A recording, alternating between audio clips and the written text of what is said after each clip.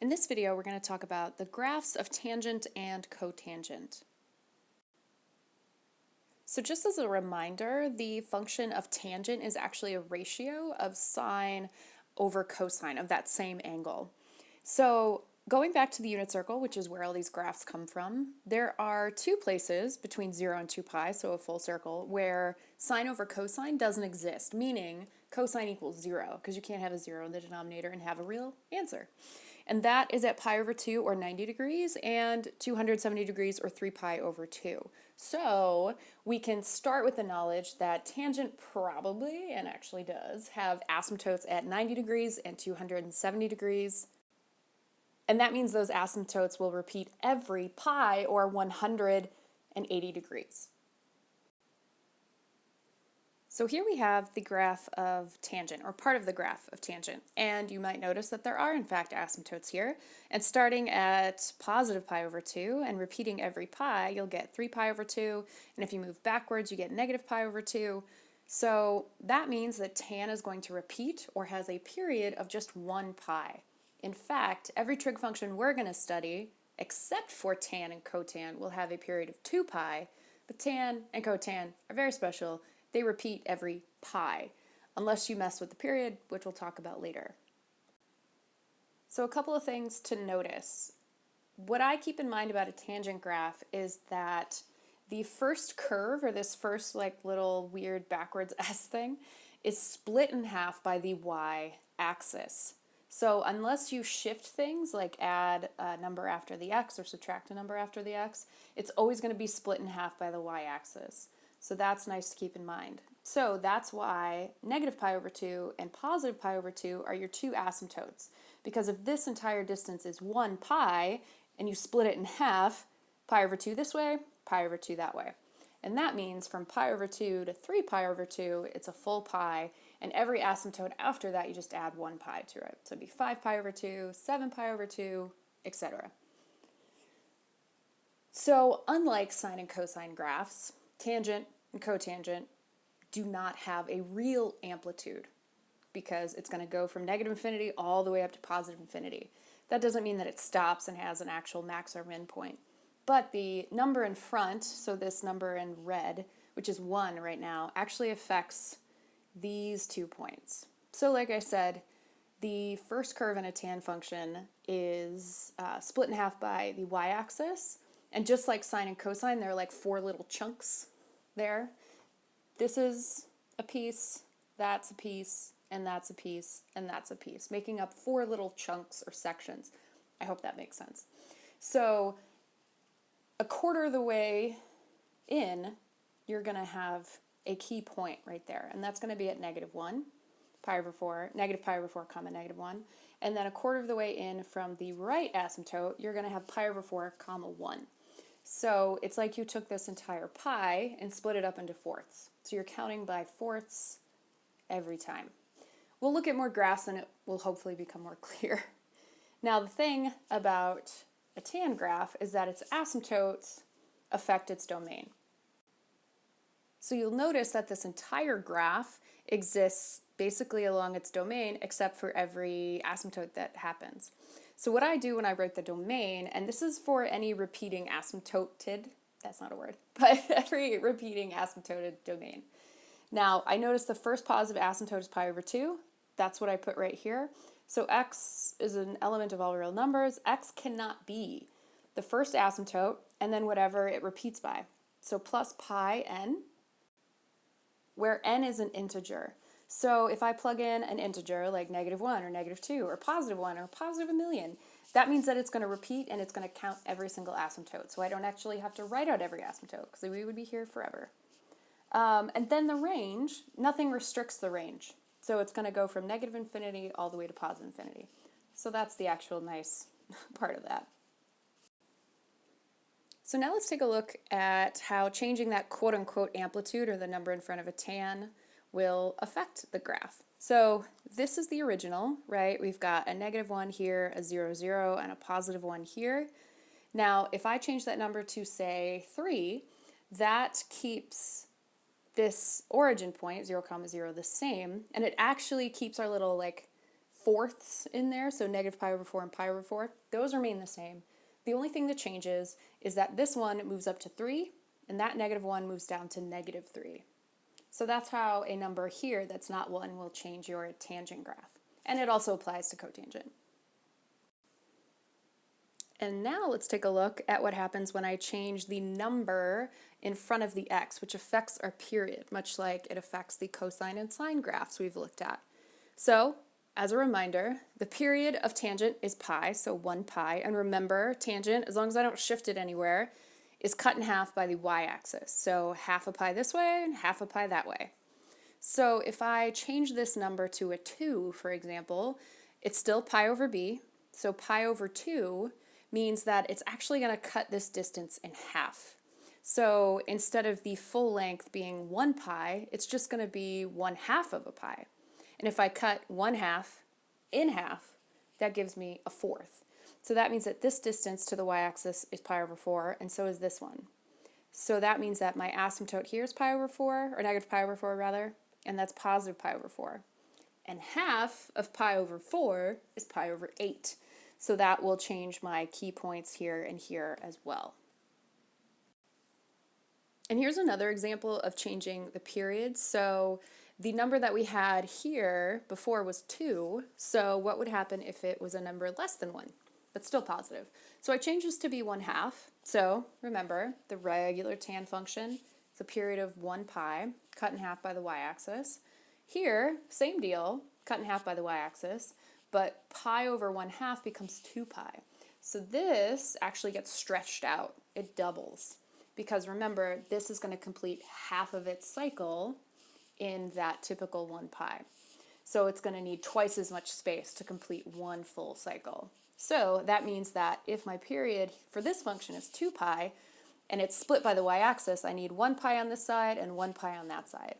And again, if you cut pi in half, you get pi over 2. So it starts from pi over 4 and then it would become pi over 2. So you're doubling that number. And another thing that you can do to trig functions, like any other function, is to negate the y value. So, original tan function here didn't change any numbers except I made the quote-unquote amplitude or a value -1 instead of +1. And if you look, the curve doesn't start from the bottom and go to the top. It starts from the top and goes to the bottom.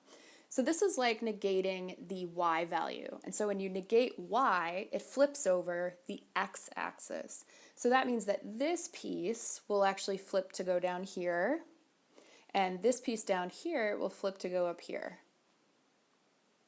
And notice that pi over 4 comma +1 becomes pi over 4 comma -1, and negative pi over 4 comma -1 becomes negative pi over 4 comma +1. So those distances or those values don't change, like 1 and -1, but the curve itself will change. And you really can't go talking about tangent graphs without talking about cotangent graphs. Now I personally like cotan a little bit more when I graph it, because if you notice, the first asymptote is at x equals 0. That doesn't require me to split any kind of period in half. It's really nice. It starts as 0. As long as you don't shift it in any way, you are going to be at x equals 0. And cotan, like tan, has a period of pi. So that asymptote repeats every pi, which makes the domain a heck of a lot easier to write, because it's going to be the same deal. X is an element of all real numbers, but x is not pi n, where n is an integer, x values. So if you start at 0, you could always write 0 plus pi n, whatever floats your boat. But if you multiply pi by any integer, -1, +5, -4, you're going to get every asymptote that is in the cotan graph. It's awesome. And like tan, cotan doesn't have any real amplitude, but these points right here are going to change depending on what this value in front of your cotan is going to be, just like tangent. But this graph, or this curve, looks a heck of a lot like the negative tangent curve. So it starts from the top, goes all the way to the bottom. And just like every other trig graph we've looked at, it's chunked up into 4 sections. So a fourth here, here, here, and here. And halfway between both asymptotes, this thing is going to hit the x-axis. So halfway between 0 and pi is pi over 2. And halfway between pi over 2 and 0 is pi over 4. And halfway between pi over 2 and pi is 3 pi over 4. So that is up at 1, and that's down at -1. And as always, the range for tan and cotan are going to be all real numbers. All right, and the last thing I want to do in this video is practice graphing one of these functions by hand. So let's graph 2 full cycles of this function, y equals 5 tan 1/3 of x. Let's label all asymptotes and 3 key points in one cycle, and let's find the domain and range. So the first 2 things that I always want to look at are my a and b values.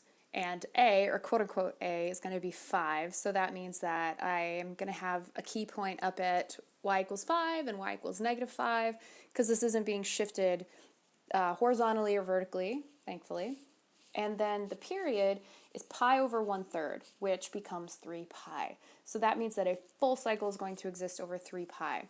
So if I'm thinking that this is the y-axis, half of that 3 pi will go this way, and half of that 3 pi will go this way. And then one full cycle will be 3 pi from whatever that asymptote is. So now I'm going to make little check marks on, or little dash marks on my x-axis. And remember, just like the last video, I prefer to label my x-axis last and just draw my curve in first. So let's start doing that. So what I've done so far is I've labeled my y-axis, and I've gone up to 5 and -5, and I'm going to count by 2s when I chunk things up. So that means that this whole spread is 1/2 of 3 pi this way and 1/2 of 3 pi this way, and this big line and this big line are going to be my first 2 asymptotes. So here's what I have so far. I have 3 asymptotes, which is great. It'll allow me to graph 2 full cycles. And within those 2 asymptotes, I've decided to chunk up things every 2 blocks. So there's 4 sections here and 4 sections here. Now, next I'm going to graph my curve where I know it's going to be, and then I'll worry about labeling it until I'm done with that.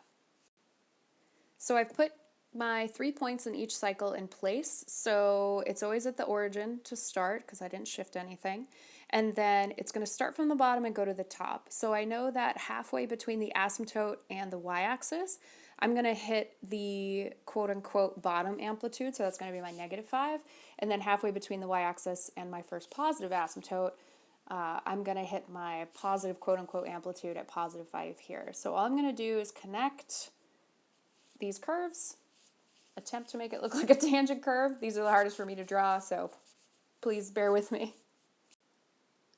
All right, not the worst looking thing I've ever done. So now we need to figure out where my asymptotes are actually going to be. First thing I have to consider is the period. So this entire period right here is 3 pi. And so half of that is 3 pi over 2. So the first asymptote, we draw a dotted line like this, and we label it typically on the bottom. You can label it on the top, but we label it like it's an actual equation. So x is equal to -3 pi over 2. So that means the next asymptote is +3 pi over 2. And in order to figure out the next asymptote after this guy, I have to add a full period. So I have to add a full 3 pi, which is the same as 6 pi over 2, which makes this asymptote x is equal to 9 pi over 2. So now the only thing that's really left to do is label our x-axis and 3 key points. So what I figure out is that if this little bit right here from 0 to this first notch is half of 3 pi over 2, that must mean that I'm counting by 3 pi over 4. So really I'm just adding 3 pi over 4 to each little notch. So that becomes -3 pi over 4, 0, 3 pi over 4, etc. And you can simplify these fractions to make your life a little bit easier. And so I realized that these 3 key points are -3 pi over 4, comma, -5, the origin, a classic, and then 3 pi over 4, comma, 5. Now the only thing left in this whole video, really, is to do domain and range. So due to the fact that tangent is a multi-asymptoted function, nobody calls it that, but I do, basically you're going to have this template here for tan and cotan, and that's going to be x line. X is an element of all real numbers, but X cannot be. Now, I always put the first positive asymptote, or whatever asymptote you want to pick, and then plus whatever the period is, n, where n is an integer. Close the curly bracket. You're done. And then for tan and for cotan, the range is always all real numbers. And that's it. All right, that's going to do it for this video. Thanks for watching.